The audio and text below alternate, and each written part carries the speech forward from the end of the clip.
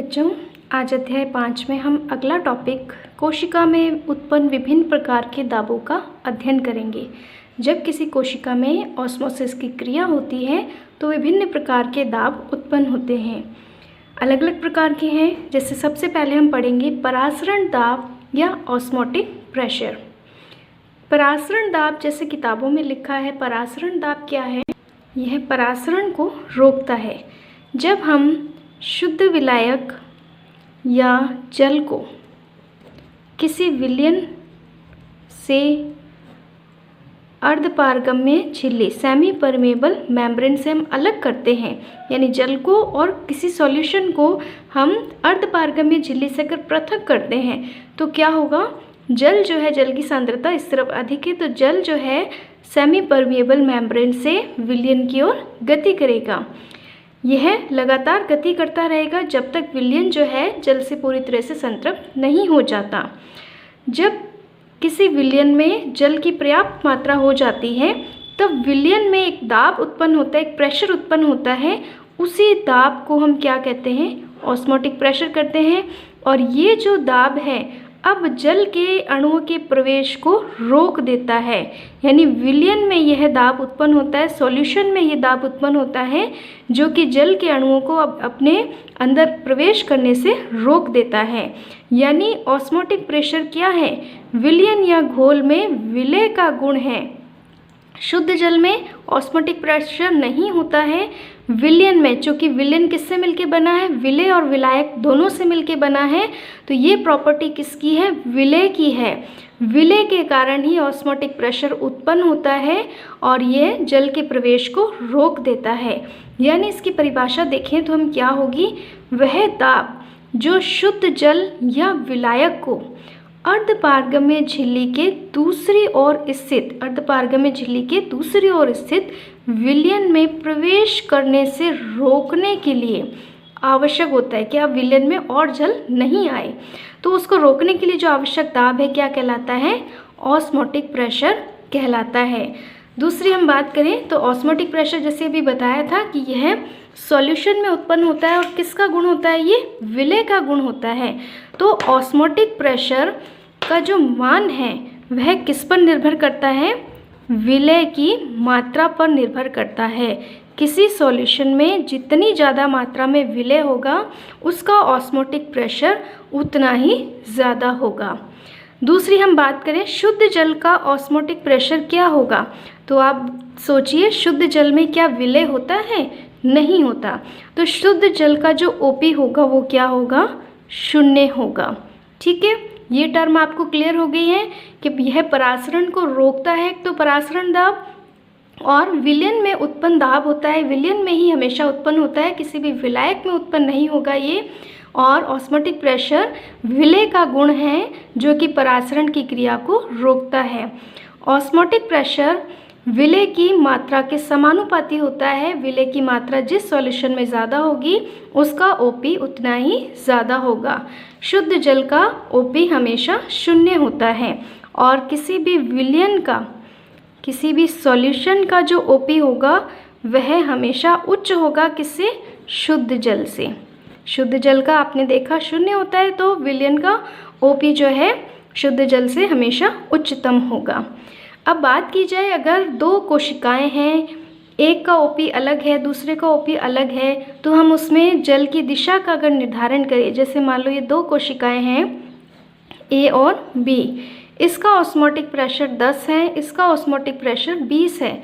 अब मैं पूछ रही हूँ आपसे कि जल का जो गमन होगा यानी परासरण की जो दिशा होगी वो किस तरफ होगी? ए टू बी होगी या बी टू ए होगी?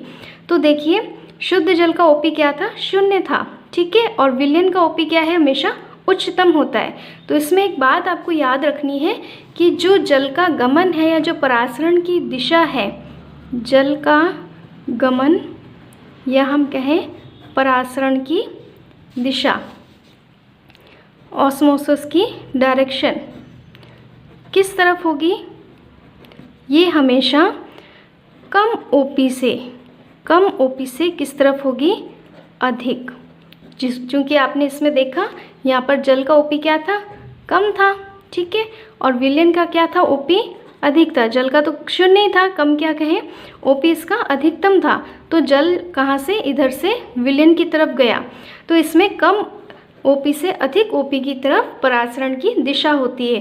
तो अब आप इसमें आसानी से बता सकते हो इसमें डायरेक्शन क्या होगी, ए टू बी होगी, क्योंकि ओपी 10 इसका कम है बी कोशिका की तुलना में। तो समझ आ गया आपको ऑस्मोटिक प्रेशर क्या है। अगला हमारा इसमें उत्पन्न कोशिका में दाब है स्फीत दाब या टर्गर प्रेशर। ठीक है, ऑस्मोटिक प्रेशर आपने समझ लिया है। अगला प्रेशर जो उत्पन्न होता है वह है स्फीत दाब टर्गर प्रेशर या टीपी। क्या है, सामने चित्र में आप क्या देख रहे हो, एक कोशिका है जिसे शुद्ध जल के अंदर रखा गया है। अब क्या होगा, चूंकि ऑस्मोटिक प्रेशर शुद्ध जल का क्या होता है, कम होता है, ज़ीरो होता है। यहाँ पर ओपी इसका शुद्ध जल का ज़ीरो होता है, जबकि कोशिका में ओपी जो है कोशिका रस की वजह से अधिकतम होगा। ठीक है, तो अभी आपने पढ़ा था जल का गमन कहाँ होता है, कम ऑस्मोटिक प्रेशर से अधिक ऑस्मोटिक प्रेशर की ओर। तो जल जो है कोशिका के भीतर प्रवेश करेगा, यानी इसमें कौन सी क्रिया होगी, अंतः परासरण की क्रिया होगी। अंतः परासरण या एंडोऑस्मोसिस की वजह से ये कोशिका क्या होगी, पानी जो है वो अंदर प्रवेश करेगा। किसी भी चीज़ में अगर पानी अंदर प्रवेश करता है तो वो क्या होती है, फूलती है। यानी जब कोशिका के अंदर पानी प्रवेश करेगा या शुद्ध विलायक प्रवेश करेगा तो वो क्या होगी, फूलेगी। फूलेगी कहाँ, बाहर की दिशा की ओर फूलेगी, यानी अपकेंद्रीय दिशा की ओर फूलेगी। तो इसमें जीव द्रव्य जो है वह कोशिका भित्ति की ओर फूलने की कंडीशन में क्या होगा, जब ये कोशिका फूलेगी तो बाहर की ओर गति करेगी, यानी इसका जीव द्रव्य जो है वो कोशिका भित्ति की तरफ और आएगा। अंतः परासरण की क्रिया में जीव द्रव्य द्वारा या प्लाज्मा मेम्ब्रेन के द्वारा कोशिका भित्ति पर, ठीक है याद रखना, कोशिका भित्ति पर एक प्रेशर क्रिएट होता है, एक दाब उत्पन्न होता है। इसी दाब को हम क्या कहते हैं, टर्गर प्रेशर या स्फीत दाब कहा जाता है। ठीक है, क्योंकि इस अवस्था में कोशिका कैसी है, टर्जिट है, स्फीत है।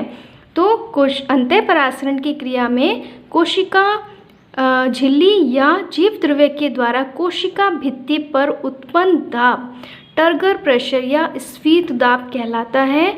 और ये इसकी डायरेक्शन क्या होती है, केंद्र से बाहर की ओर, यानी अपकेंद्रीय डायरेक्शन में, अपकेंद्रीय दिशा में यह दाब उत्पन्न होता है। और किसके ऊपर उत्पन्न होता है, कोशिका भित्ति के ऊपर उत्पन्न होता है। तो स्फीत दाब की परिभाषा क्या होगी, अंतः परासरण की क्रिया में जीव द्रव्य द्वारा कोशिका भित्ति के ऊपर उत्पन्न दाब टर्गर प्रेशर कहलाता है। समझ आ गया आपको। अगला इसमें उत्पन्न दाब है परासरण की क्रिया में, जो एक और दाब उत्पन्न होता है वो होता है भित्ति दाब या वॉल प्रेशर, WP। देखो, परासरण जब कोशिका कर रही है तो इस स्थिति में आपने देखा ओपी क्रिएट हुआ, ठीक है, कोशिका रस के अंदर। और अगला जो दाब आपने देखा स्फीत दाब, क्या था, जीव द्रव्य के द्वारा कोशिका भित्ति पर डाला गया दाब। अब चूंकि एक पादप कोशिका है तो स्फीत दाब हमेशा पादप कोशिका में ही पाया जाएगा, जंतु कोशिका में नहीं होगा। तो कोशिका भित्ति चूंकि कैसी होती है, दृढ़ होती है। दृढ़ होने के कारण जब बाहर की ओर इसके ऊपर प्रेशर लग रहा है, चूंकि ये दृढ़ है, अगर लचीली होती तो ये फैल जाती, लेकिन पादप की जो कोशिका भित्ति है वो कैसी है, दृढ़ है।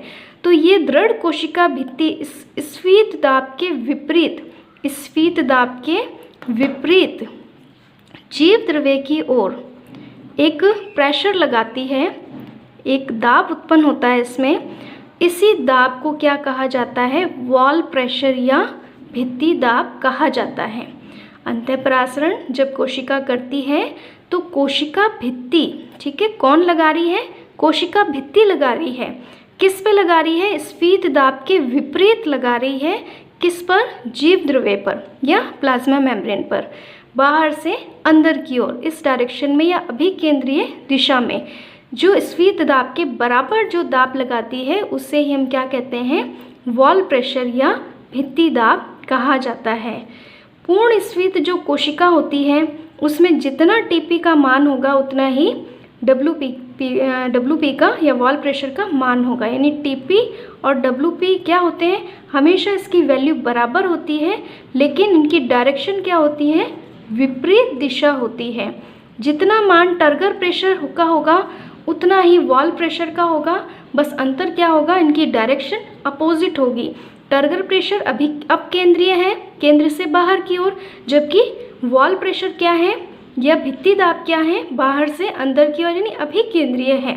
तो वैल्यू बराबर है लेकिन डायरेक्शन क्या है, दोनों की अलग अलग है। और WP और TP हमेशा क्या होगा, ये केवल पादप कोशिका में ही पाया जाता है। ठीक है, तीनों दाब आपको अच्छे से बिल्कुल क्लियर हो गए हैं।